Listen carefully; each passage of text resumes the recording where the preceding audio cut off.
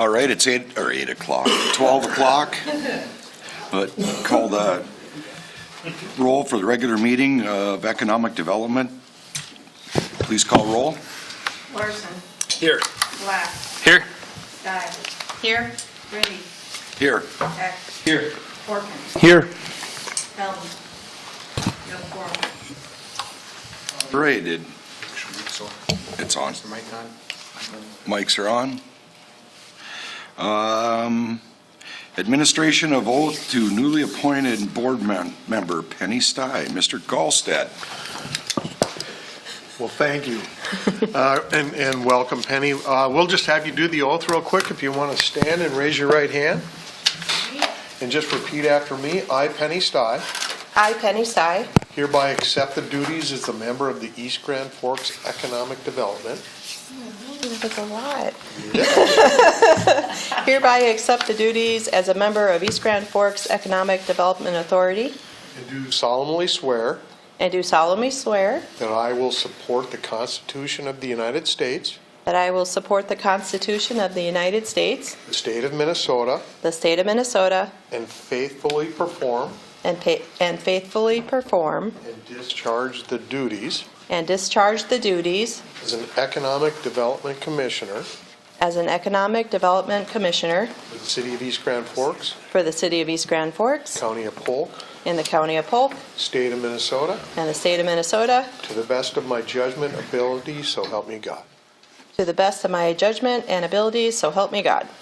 Thank you very much. Welcome. Thank you very much. Thanks for inviting me. All right, approval of minutes from February 27th, 2024 regular meeting. I'll move. Second. All in favor? Aye. All opposed, same sign, please. Okay, thank you. Bills and communications. Review of accounts payable, March 5th, 2024, and March 19th, 2024. Thank you. Any questions for Carla or the crew?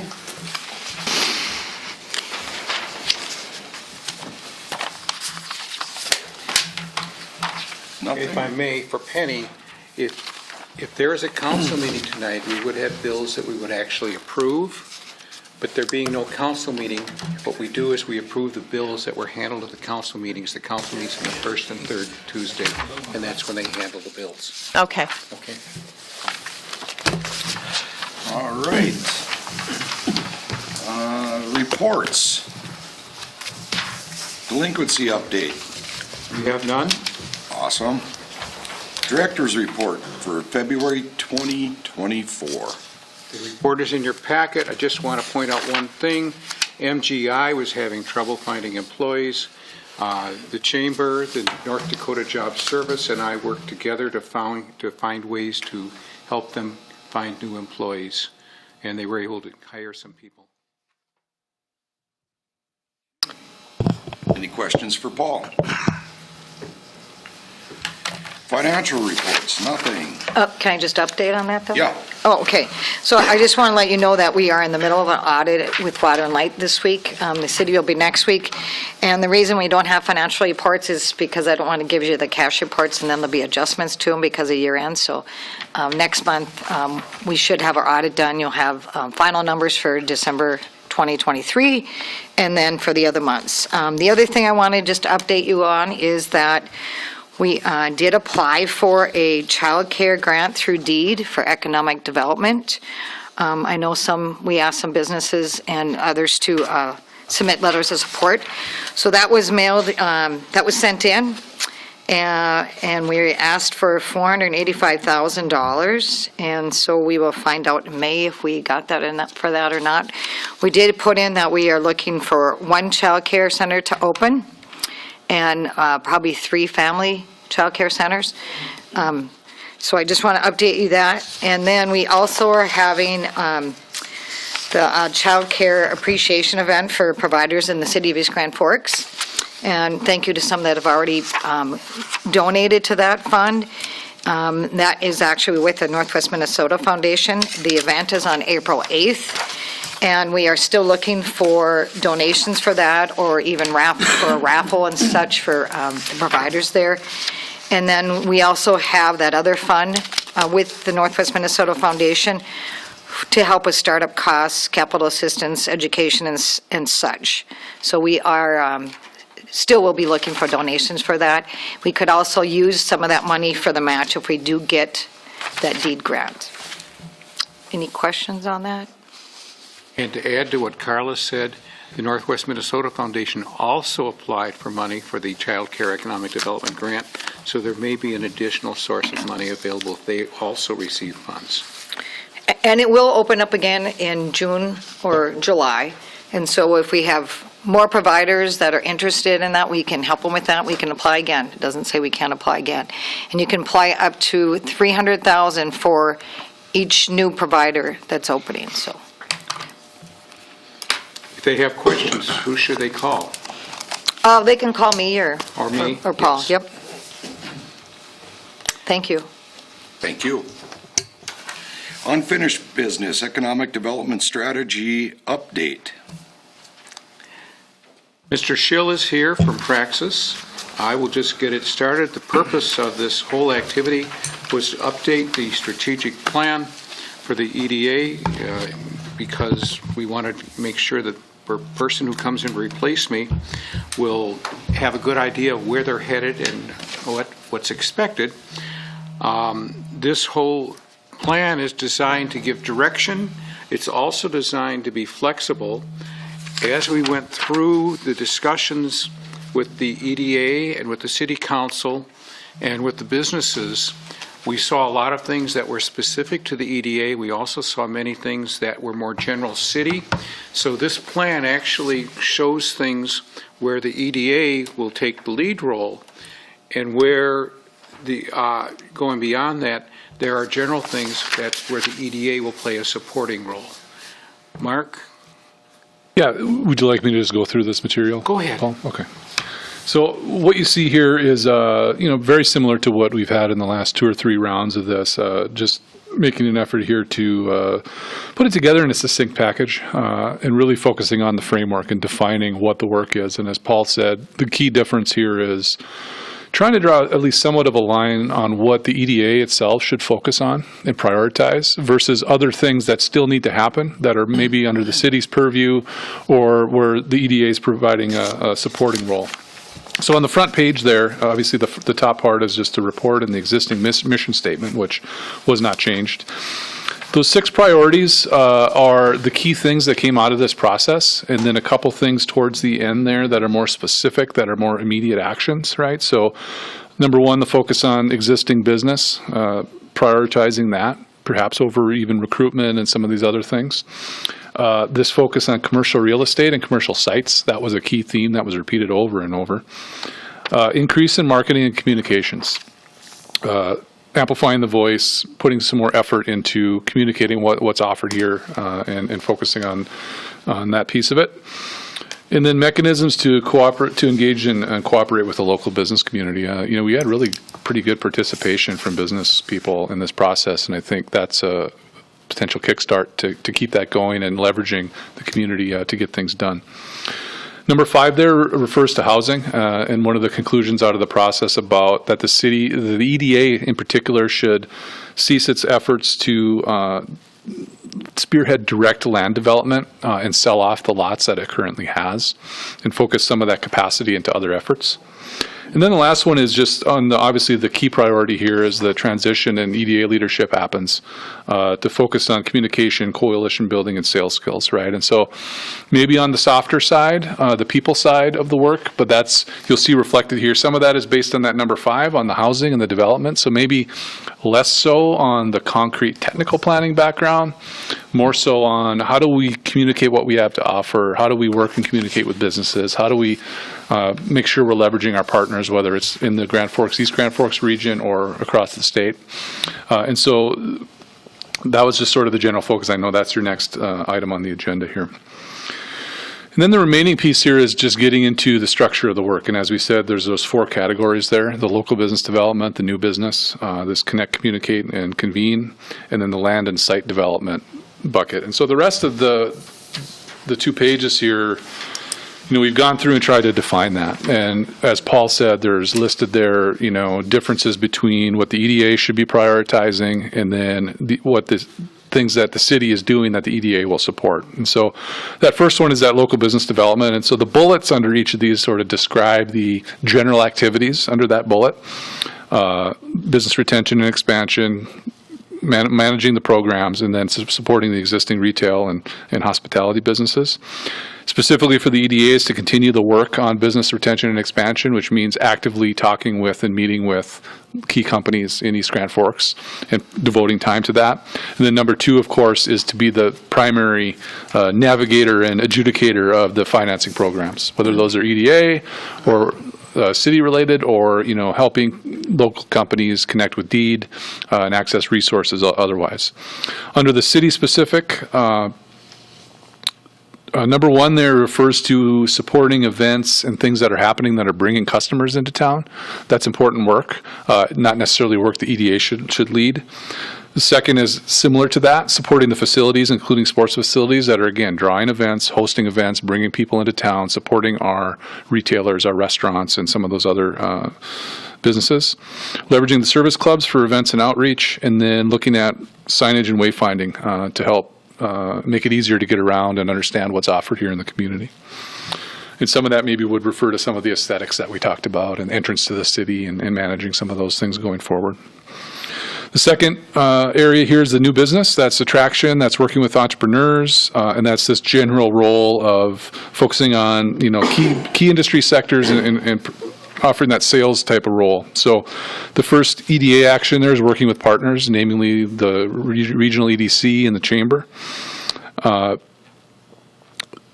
Second is more specific, and that's really a lot of discussion that came out of that last session that we had to look hard at, what are the factors that are maybe limiting business growth and business climate in the region, and then understanding what can we do to change the things we can change or adapt to the things that we can't, and creating a strategy for that. And then working with DEED on specific economic development opportunities. So that number 3 there would be, say there is a specific project that a company is looking at this region, they want to expand, somebody has to lead that effort. Someone has to sort of spearhead that on behalf of the city. And so the EDA would take that role. That would be their job. So under the city here, it would be just simply to funnel these development requests to the EDA to make sure that we have a centralized point in the city that if opportunities arise or if a business has a question, run that through the EDA just to make it more effective so that person can be the center point and sort of the concierge through the city for business. Third one here is this connect, convene, communicate. So this is this partnership building communications role. Marketing, of course, is within that one. Working on any quality of life, the communications, the facilitation, the events. Honestly, the effort that we're undergoing with this strategic plan, right, would fall into that. And the meetings that we had, I think, were pretty productive. So again, create a specific opportunity for EDA engagement. Maybe that's an advisory committee for this group that meets quarterly or something like that. That can be defined, but why not leverage all the companies in this community that are interested in helping? Give them a connection point specifically to the effort. And it also gives you a way to communicate as to what's happening. We want to create this strategy to incentivize the businesses themselves to improve aesthetics. Again, that comes out of that last meeting, a lot of discussion about maybe some properties that need some work or some businesses that could look better and how that impacts the rest of the community. Entrances as well there, and then looking at outside resources for beautification.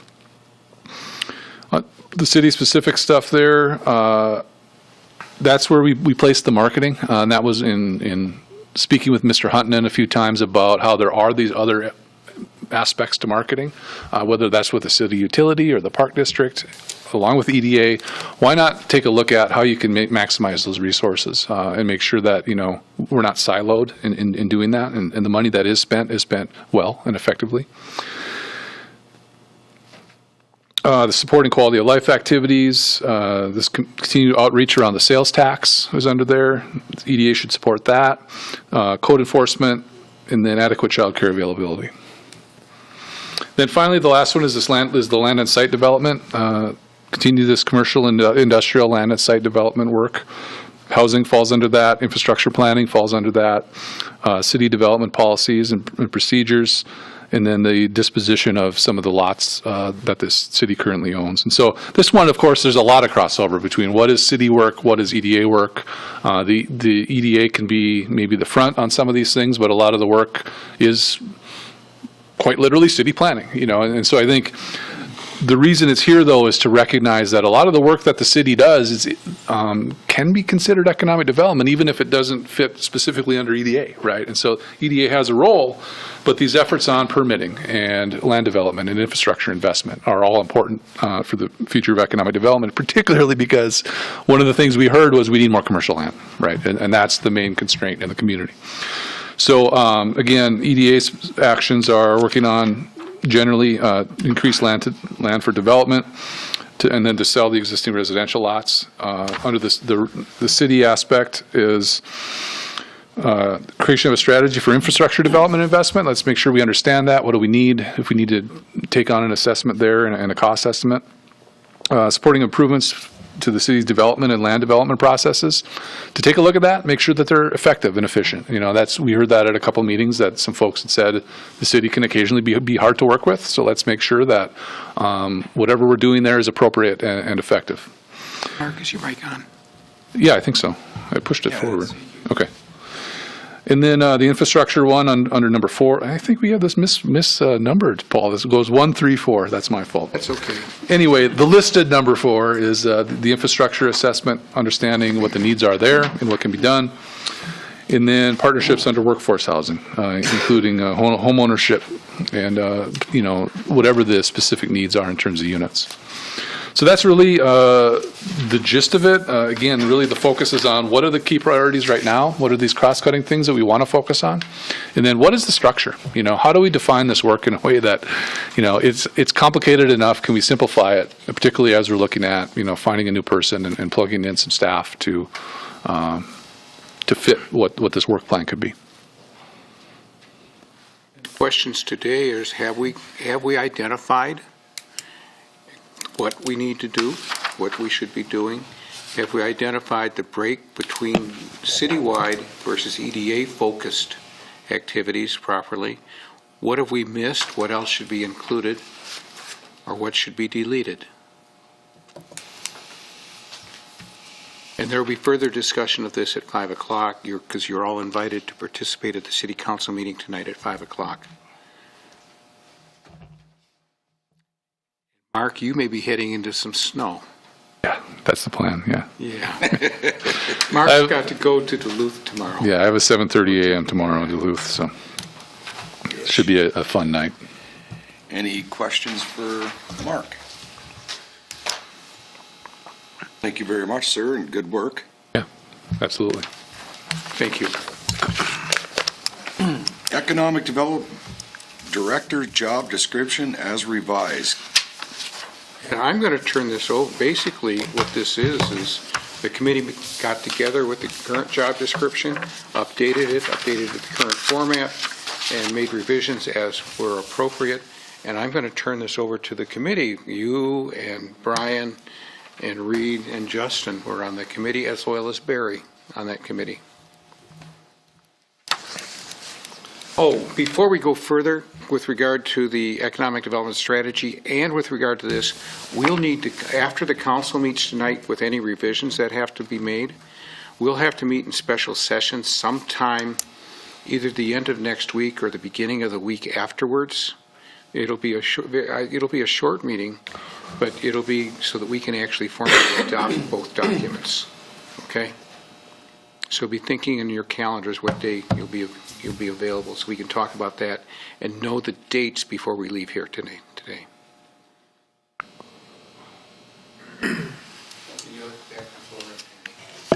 I'll be gone. I'll be back on the 8th. Mr. Chair, maybe I'll start, and then Yes, if there's sir. any comments, please feel free to jump in. So I'd start by thanking those that joined the committee to have the discussion. I thought it was a really good brainstorming session on the top skills and attributes for the next EDA director that we want to prioritize, and then also any updates to the job description. The first step in the job description updates is the city started last year in a market analysis and review of all of its jobs citywide, and one element of that included updating the format of the job description itself to get them a little more current to date. So that's the first thing you see is the existing job description just looks different. Different font, different lingo as far as how it's laid out, and some of the specifics with data practices acts and things of that nature. So that's all updated to match the formatting. As you look inside of it, kind of the top things to consider as we kind of dive into the detail of the job description itself is the position summary heading, the essential duties and responsibilities, and the qualifications. Those are really the top three that I think make a big impact when somebody's going to be searching for a job. They're going to read that position summary in the job posting, and they're going to read the qualifications and experience requirements. The changes to the job description from the previous one, there's more bullet points under essential duties, but we think that this does a pretty good job of encapsulating the responsibilities of the current economic development director itself. The previous job description had a few bullet points that spoke about housing and managing our housing programs. That doesn't fall under the purview of Paul anymore. That's under Nancy as the community development director. Understand that there are still housing developments, the Sunshine Terrace, that the EDA manages those funds, but the day-to-day, the property management side of it falls to Nancy. So that's been updated in this job description.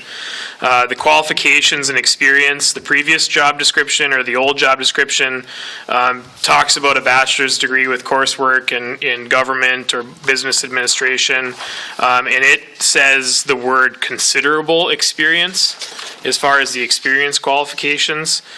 We've updated this one to say 2 to 3 years of experience working in economic development or local government.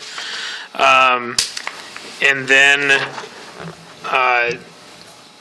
the knowledge, skills, and abilities portion of it, I think largely remained similar to the previous job description and the comments that Mark just touched on, the things that we heard at our marketing meetings, strategically thinking about how the city should position itself with its new economic development director.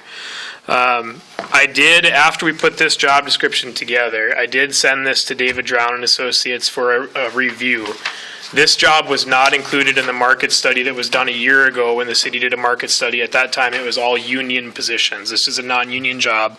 As you all probably know, economic development authorities and economic development offices are vastly different in every community in Minnesota. So to find comparable market data, there's not a lot readily available. In the HR consultant we use, David Drown and Associates, works with about 110 counties and cities in Minnesota. And then we pick out benchmark communities that match our community as far as population, number of city employees, items of that nature. When we did the market review a year ago, there were no cities that we used as benchmark cities that had a similar economic development director to us. There is one now. Thief River Falls has hired a full-time economic development director. Their range for their salary in Thief River Falls is $92,000 to $117,000 a year. The difference in their job that's important to point out is their person is a community development, city planner, and economic developer. So they have both functions underneath that job description, whereas we are solely an economic development director in this position grade. So with that and with the changes to the experience and the qualifications as it's listed in this job description, David Drown and Associates has suggested or recommended that we could go, the current job description is a grade 22 position. We could go to a grade 20 and still be within the market based on the qualifications that we're asking. So what does that mean for an annual salary? A grade 20 is starting advertised at $83,000 a year for an annual salary plus benefits, and the top end of that scale is $115,000. So even at that grade 20, we're still right in the ballpark with what Thief River Falls is in their current position. Our current grade 22 starts at a $93,000 annual salary, and high end is $128,000 salary. And again, those are largely based on the experience, the qualifications that we're asking for, and the decision-making responsibility within the job description as it's been updated. So I think with that, I would start, if there's anything else anyone wants to add, that kind of hopefully explains the changes in the job description as they are today. And we can talk a little bit about hopefully kind of the search process and timeline for advertising once we get to that point. I do have one question. I noticed that you were requiring a valid Minnesota driver's license. Residency, I didn't think residency was required either in East Grand Forks or by Minnesota. That was actually one of the questions that I had. I didn't know if we were strictly looking for a candidate in Minnesota this time, if that was the goal behind putting that in. No, that's a good question and a typo. It's just you need to be legally able to drive in the state of Minnesota. We'll get that updated. Thanks.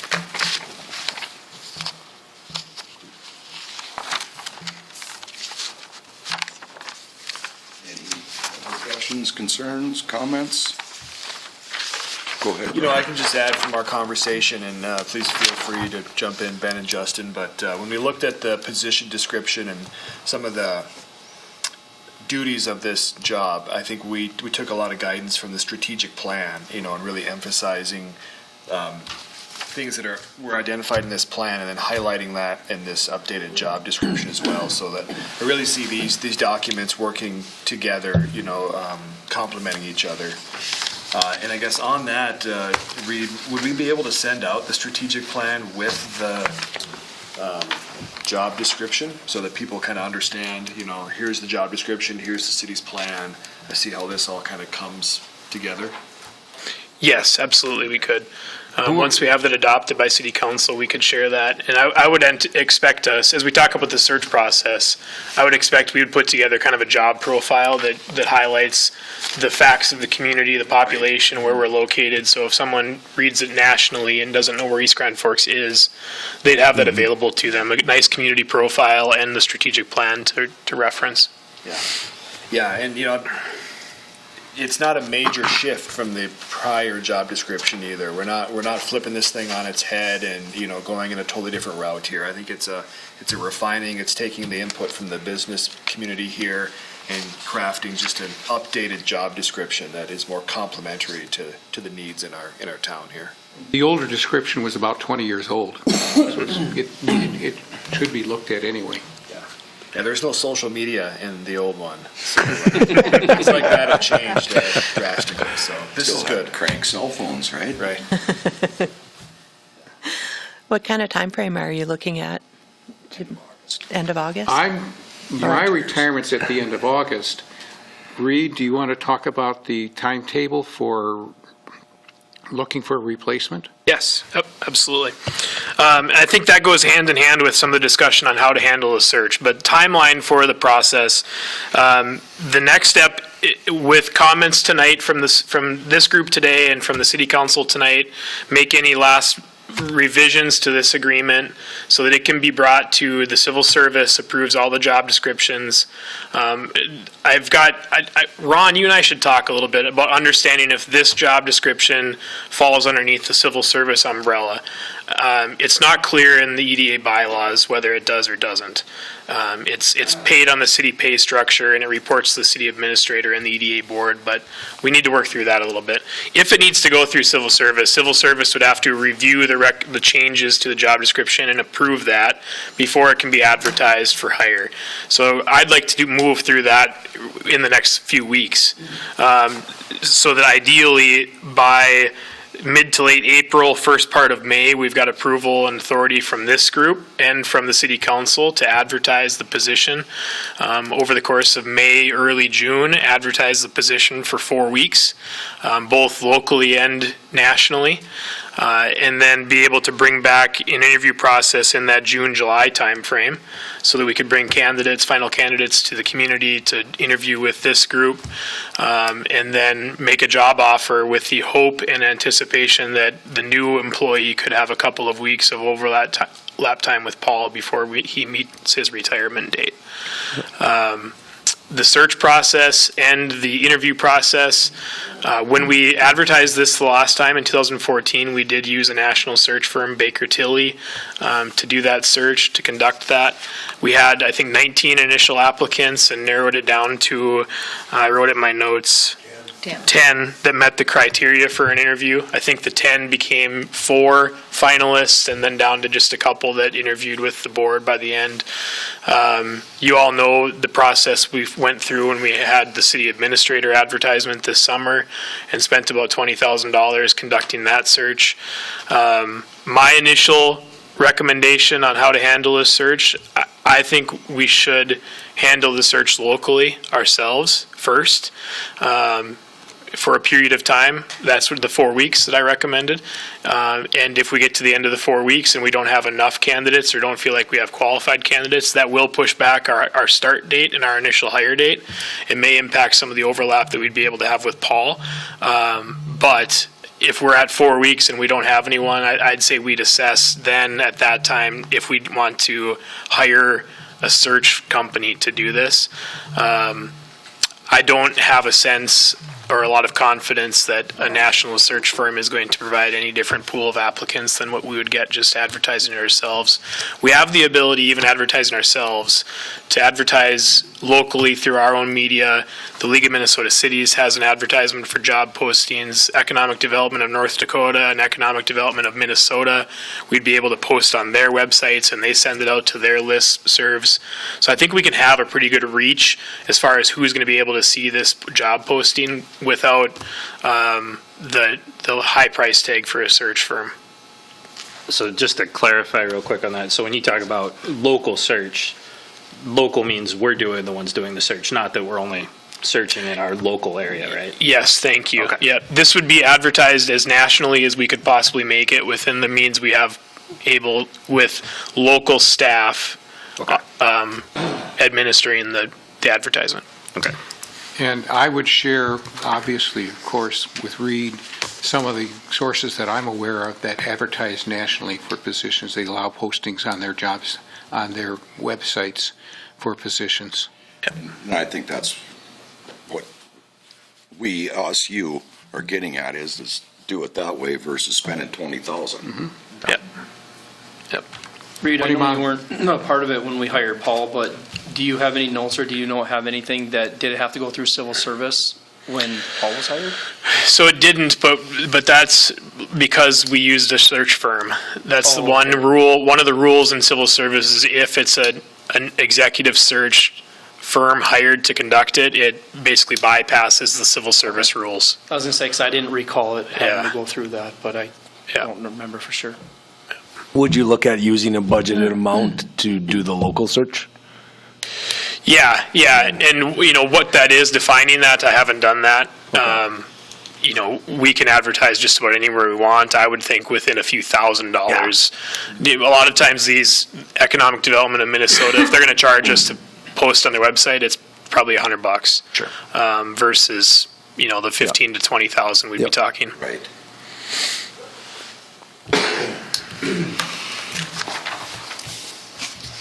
I think the last thing I would just offer as a question for you all to consider in this, and it'll be discussed tonight, is on the actual interview process itself. The bylaws call for the EDA board to have the authority to select its director. Certainly you have 2 city council members in Brian and Dale that serve on this board. When we come time for a final interview, understanding what our schedule and being able to set that schedule, do you all advise that your group will interview as one sole panel? Would you like to include other city council members in that and have maybe 2 panels in an interview? I like the idea of having 2 separate panels. Whoever's on that, whether that's city staff, it's elected officials, it's this group, I think the makeup of those 2 panels can be worked through, but I like the idea of having kind of 2 separate panels, a couple different sets of interview questions, and then the group can come together with feedback on each as you're looking to select your final candidate. And Reed, I would suggest it's very, very important for the new candidate to talk with the city council members before the person gets hired. The person's actually an employee of the city and reports to yourself in your capacity. Yep. So it's really important to have that so they know how everything fits together within the organization. Yep.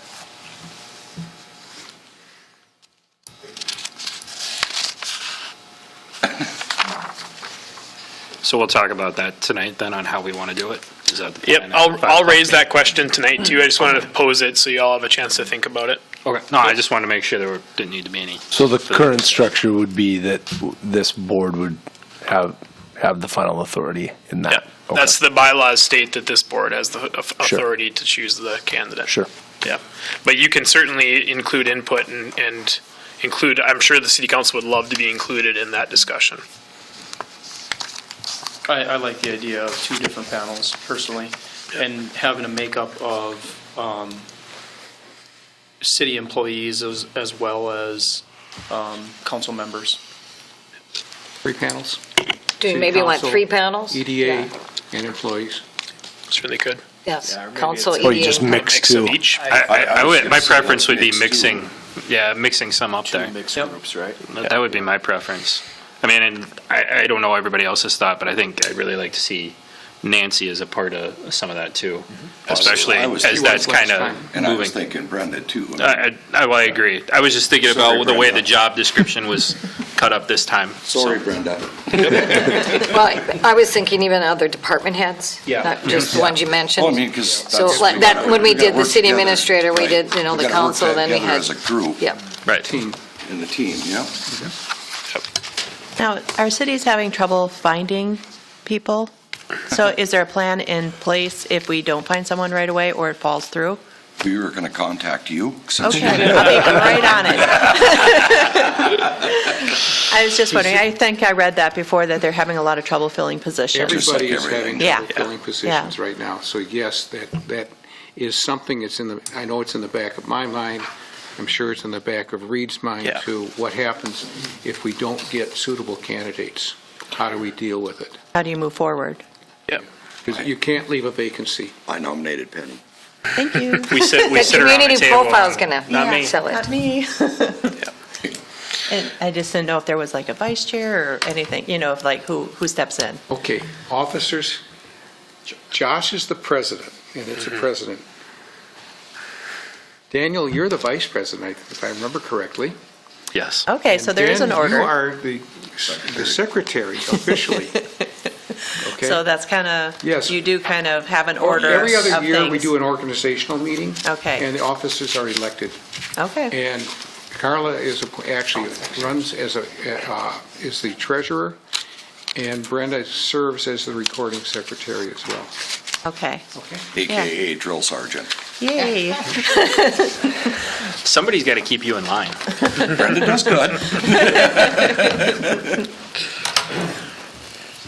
All right. Now, before we go further, let's talk about a date. Penny will be back on the 8th, and Brenda, if I remember correctly, you said the 8th and the 9th, this room is available? Oh, 8th, I'll be flying in like So that night, 9th? so the 9th. 2 weeks from today? Yeah, I'm I gone. mean, you can I'm gone proceed also. without me, but I'm, yeah. You are Two guys gone. The room is not available on Wednesday. What about if we can check for a Thursday meeting? I'm gone the whole week You're of gone the whole week? the 8th. I'd be back that Friday. Or I could do the week of April 2nd, or 1st, I guess, Well, if it's ready. we could also do it, You have as the long as Zoom before the option. council meeting, we could do it that Monday or Tuesday Yeah. of the week of the 16th, because this won't go to the council Oh, meeting yeah. until the 16th. What's the 16th look like? I'm free. That week works for me. That's fine. Brenda, could you check that, please? Not necessarily right now, but the 16th? That Tuesday? Yep, I'm. Yes. Yeah, I can I'm make that available. work too. Okay.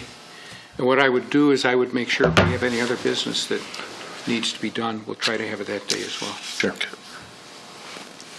just rather than have an extra meeting. Punching it in right now because it'll get booked. Yeah, Okay. me too. So, Would that be Should we go on to the next 11:30 if item? you did it? Yes, any more discussion Probably do it at noon like we normally do. Okay. Comments here? For the direct, okay. New business, M&W Services loan request. M&W Services, they're here today. You're welcome to come to the table. They do business as Fertilon, and they are hoping to construct a new building because they are expanding their business. This will add at least 3 employees to the community. And they're asking that the EDA approve a loan for 1/3 of the cost of this work that's going to be done. The loan would be in the amount of $110,000. It would be at 4% over 10 years. Is there anything else you wish to add, guys? No, just to introduce myself, we operate under as M&W Services, and it's Fertilon Lawn Care is what we do. And I'm the president. Randy is the vice president, operations manager. And all I got to say is I've had one of these loans before. The EDA has definitely helped me in the past, all the way down from purchasing the property to the loan on the building, and I have nothing but good to say. Very cooperative. Everyone has just, like I said, I've been in East Grand Forks operating this business from day one. The previous owner, of course, he was here for 18 years, and we're looking at our 47th year being in business. And without the cooperation of simple things, that's what made it happen. And like I said, Randy's plays a big role in what I do every day, and we're looking to expand into East Grand Forks because they've been just very good. They're very good. The business climate, the people. Like I said, of course, we do a lot of work over the river too, but I'm a very much proponent for East Grand Forks, all the way down to the schools, to the children, everything. The police force, they're just impeccable. I got nothing but good to say. Randy, you got anything to add? No, you did a pretty good job. And of course, if you come to the office and you visit with me, it's usually an hour. I'll make you late. I get nervous in speaking, but no, I have nothing but good to say. This particular property is something that I picked up many years ago. Of course, I originated just down the road from there. And I hated to see that sell, but I needed that to purchase what I'm doing now. And this is something that we can extend our business over to, and I feel it's good for the community. And of course, it is developing in there a little bit. And one of the things we hated to see close was the old Seasons restaurant. And one of the reasons I kind of always left that alone is because, of course, it was kind of cheap taxes, and I could park something there if I wanted to once in a while. But I always felt that if Seasons got going, they could probably purchase that for overflow or something. But no, I'm more than happy to develop it, and I think it's a good win for everybody. Yep. As a process, we make a recommendation, the city council makes the approval, Ron draws up all of the paperwork that goes with it. So, and we're moving on that process. And just to add, my original EDA loan will be coming to an end this year. And it made it happen for me. And then the other thing I got to say is congratulations on your retirement. Thank you. Yeah. My wife says she wants me home, but I'm not home yet. I was going to say, talk to us in 60 days. Yeah. I will tell you, my mother, after my father retired, within about 60 days, told him to go find a job someplace. Yep. Paul, do we need approval from the board on Yes, this? please. For Yes, city we do. council? Yes, I'll please. move to approve. Second. Thank you. All right, call roll, please. Larson, Yes. Black, Yes. Stai, Yes. Grinde, Yes. Hecht, Yes. Horken, Yes. motion carried. Congratulations, guys, and Thank thank you. you Yeah, for thanks for coming. Thank you. being in East Grand Forks. At our place of business, if you're going to retire and you don't have a replacement, that extends your retirement. I hate to say that, but my father has an interest in the Eagles building. And if you ever need to find him, that's where he is. He even, everything, he's asked anybody in my business to go work there. And I get a kick out of him because, if you don't know Vern, he's 90, he'll be 93 this year, and he's hard to find still. And, he's, I do a little work over at the Eagles, but I have to admit that if anybody has been here, the patio's named after my father, Vern's place. Yep. And I said, if I'm going to help the Eagles, I want it to go to the patio. But no, he just, like I said, I talked to him he goes, I'm going to a meeting at the Eagles. And he still wants to be involved, and he's just, I asked him last night about all this, and he says, Mike, just go for it. Good deal, I said. So like I said, I can't express enough about the older people in the rooms and things. That's where, even myself, where I've learned. And we just need to continue it. Yep. And we have a good community here, and let's keep it strong. And I'm Thank you. targeting the April 16th council meeting for the Okay, approvals. good. Thanks, Mike. Okay, you bet. Thank you. Thanks, guys. All right, Pierce land sale proposal. Kevin Pierce heard that we were looking for land for more commercial development, so he has offered some land to the EDA. The loan committee discussed this and decided that they did not wish to move forward at this point in time, but this is being brought to you. Mr. Pierce offered anywhere between 5 and 15 acres on the north side of Highway 2, roughly across from the land that he works at for Hawks Manufacturing. Okay. This is before you for a decision whether or not to look for money. If we have to look for money, I don't know where we're going to find it, but that's a small story, okay? Under a rock. We'll just ask Carla to print some money for us. Because isn't that one of the things we're trying to do is to get more land to develop? But there's no money? So when I read that, I was confused. Well, Not at the price that he's Not at the offering. current price? Correct. Okay. you have to look at what land is available, where the location is, and what the price is, and whether or not the land can be developed at that price. Yeah.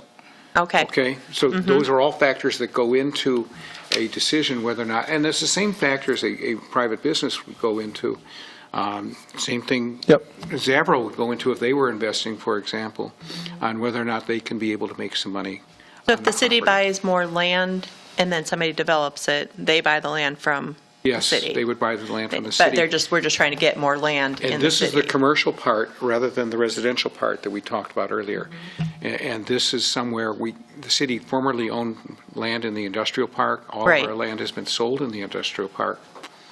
So it's not unusual to have a city either own some land and develop it or cause it to be developed, or to sell it to a developer, or partner with a developer to. Okay, because it needs infrastructure too, or is that the new owners? This will need infrastructure. Usually the developer is responsible for the infrastructure. Okay.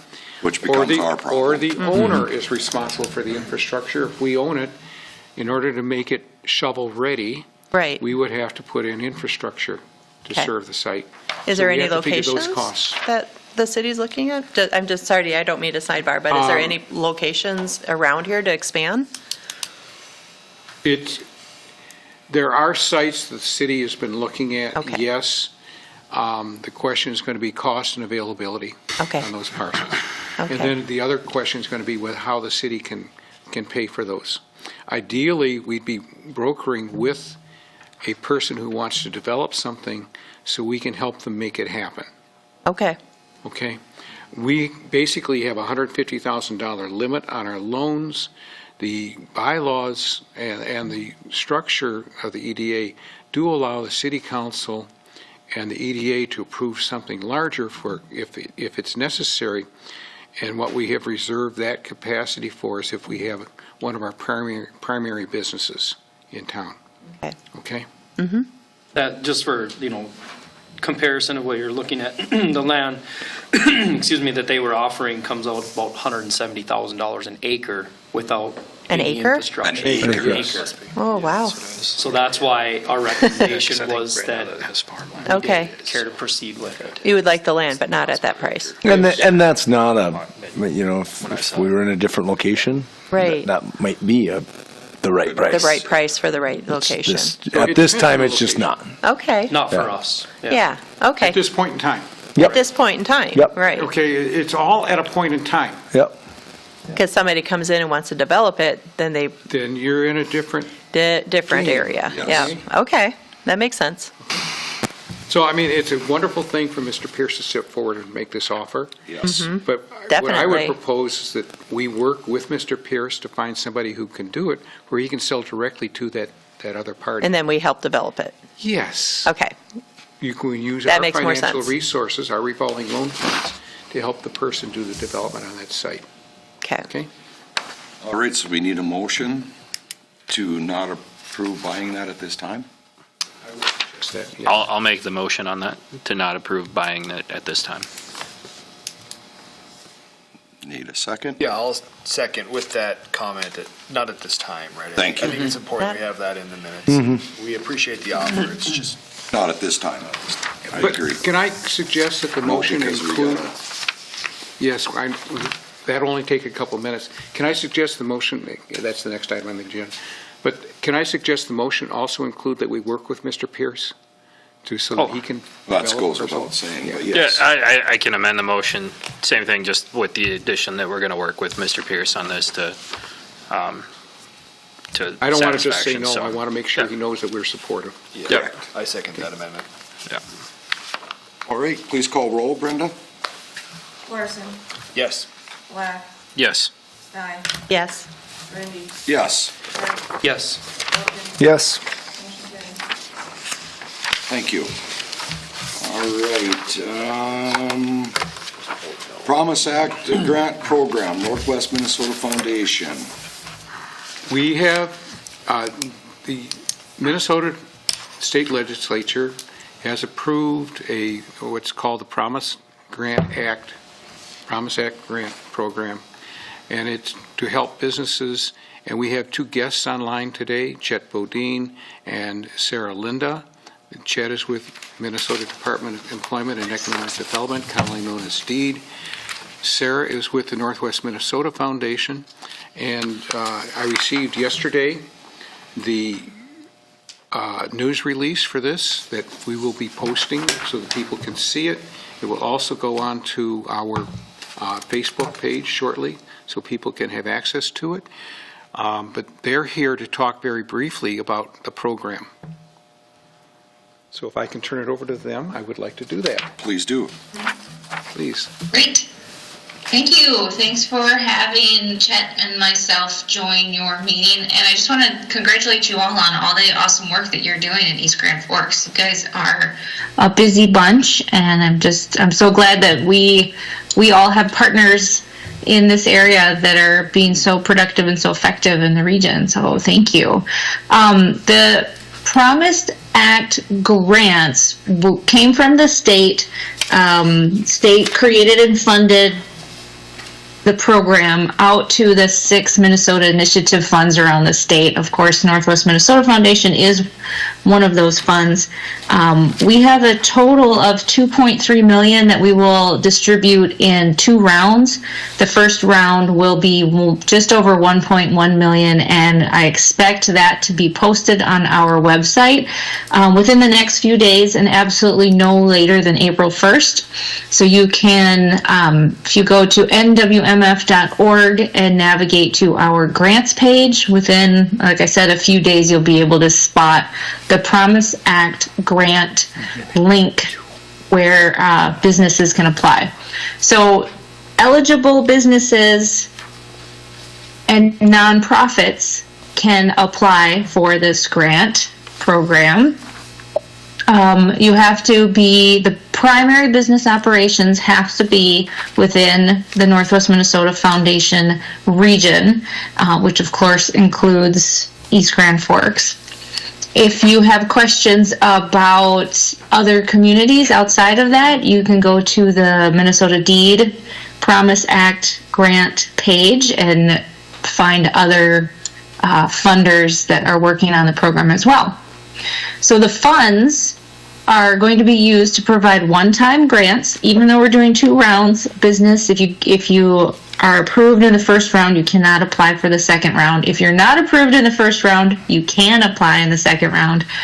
One-time grants up to $50,000 for select businesses and nonprofits. Funds can be used for working capital to support payroll expenses, rent or mortgage payments, utility bills, equipment, and other similar expenses that occur in the regular course of business. Scanning through my eligibility here. The eligibility criteria that we're looking at are, they boil down to about 5 points. You have to be a for-profit business, or the nonprofit has to earn revenue in ways similar to a business, and it has to be at a 30% or more mark. Sorry, I'm not sure if that makes sense. Nonprofits have to earn 30% or more of their revenue through business-like revenues. Primary business operations have to be located in the state of Minnesota. You have to be located in a community that has been adversely affected by the following: structural racial discrimination, or civil unrest, or lack of access to capital, or a loss of population or an aging population, or a lack of regional economic diversification. I know up in our neck of the woods, we are really able to prove lack of access to capital, loss of population, aging population, and the lack of regional economic diversification. The businesses that are eligible to apply have to have a gross annual revenue in 2022 of less than $750,000.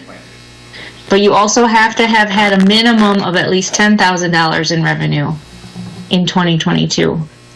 The last eligibility point is that the business has to be maintaining ongoing operations in 2024 as of the date that they submit the application. Those are the eligibility criteria. Part of our review internally will include that we will verify through a state database whether the business has received $10,000 or less in total assistance from some previous COVID relief grants, including the Small Business Emergency Loan, Small Business Relief Grants, the County Relief Grants, and the Movie Theater and Convention Center Grant. So again, you don't have to remember, business applicant does not have to remember, as I think most don't. So we will be double checking that on the other end. The applicant also has to demonstrate that they meet either one of these definitions for financial hardship. From 21 to 22, based on tax returns, have to show a 10% or more decrease in gross revenue, or from 21 to 22, based on tax returns, any decrease in net income. So that's the highlight. Those are the highlights of the program. I will break, and you guys can let me know if you have any questions. Sarah, one of the questions yes. I asked you, remember, because we ran into it with some of the COVID relief programs on the state level, is whether the owner's residency must be in Minnesota as well. As I recall, you told me no. Correct. I verified that with, I verified with deed staff that the primary business operation is what needs to be located in Minnesota. Okay, thank you. So I know in your case you may have business owners that live across the state border, but for this, and then therefore they were left out of some of the previous programs. But as long as the primary business operation is in state of Minnesota, they can apply. Thank you. And they go. We'll be posting it, but the information is actually available on the Northwest Minnesota Foundation website. You go into. Will be soon. Will be posted. I'm sorry. It's okay. No, I really wish that we could have launched it earlier than this, but we have been aiming for an April 1st deadline, and frankly, if we get it posted Thursday or Friday, I'm going to be really proud of the team for the success.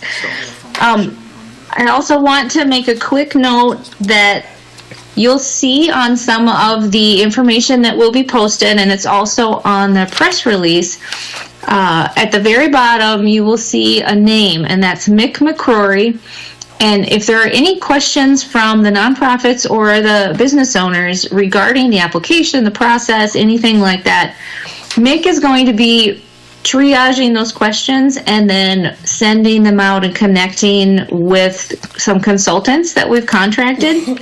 So we have 5 or 6 consultants in the region, and they will be responsible for answering those questions. If you know, this group here, please give me a call if you have any questions directly about the program, but I just wanted to give you a heads up that we have contracted these consultants to take some of the burden off the limited staff capacity that I'm currently experiencing with our team.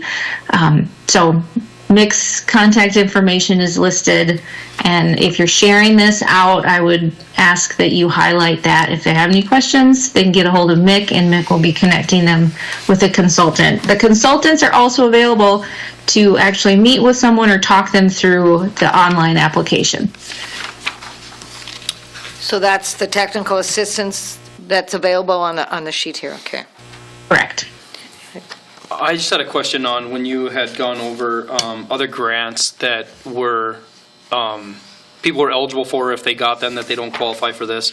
Does the last grant deal that Northwest Minnesota Foundation did for East Grand Forks, does that come into play at all? I know that wasn't COVID money, but it's because it was a grant. Does that come into play? The Main Street program? The Main Street Initiative. You're right. No. No. Nope. Okay. That one does not count. I just wanted to make sure before we talk to any of our businesses, because a lot of our businesses probably benefited from that, and that I didn't want to make, recommendation to them to look at this if that took them out of it. If I understand it correctly, what they're actually talking about is those businesses that applied probably through the Northwest Minnesota Foundation for funding, because we didn't handle the direct funding that came from DEED and the state on that. We handled, everything we did was indirect. Okay. Yeah, I suspect that what You all may see more, might I say, disqualifications based on would be businesses that receive the small business emergency loan, the small business relief grants, or the county relief grants.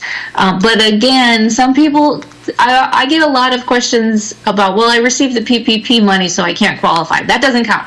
That was federal dollars. We're really looking at these 4 state pandemic relief funds. And remember, it's if you received $10,000 or less, you'll qualify to apply for this. Some of those, for example, small business emergency loans maxed out at $35,000. That business would immediately not be able to qualify for this grant program. But if they received $9,999 in a small business emergency loan, that would qualify them. They would not be disqualified. I just have a question I was curious about on the amount of money that it shows that is awarded for all of it. Is this population based? Based on what you guys got? That is a really good question, and I have to say that let me see. I actually have the list right in front of me. They split it amongst the 6 Minnesota Initiative funds, plus Neighborhood Development Center in the Metro. It looks like the 6 MIFs each received a total of 2.3 to grant out. Metro, I will just leave it by saying the Metro received more than that. as we could usually suspect. It's public information. It is. Yep. And honestly, it's the math. I'm not going to do the math on the fly right now. It's a lot. It's a lot. Yeah. So we'll just call ourselves Metro West and get a lot more money. Yeah, right. So just a reminder, there is no rush. We are going to have the application open for 30 days. This is not first come, first served. It's going to be a competitive process. We anticipate more applications than funding is available, so not all applicants can expect to be funded. At the end of it, once we have applications ranked, if we don't have enough dollars to meet all application requests, we will be utilizing a random choice process. That is something that all of the funders have agreed to do. So across the state, we'll all be doing it the same way. Yeah, so you do not need to jump in April 1st, you know, because we will be doing our reviews ongoing, past, you know, you need to have your applications in by the 30th of April, and then we will be batching our reviews from then on. We would expect to have made our final reviews and be communicating to the ultimate beneficiaries and awardees between May 31st and June 15th, with checks to be sent out shortly after that.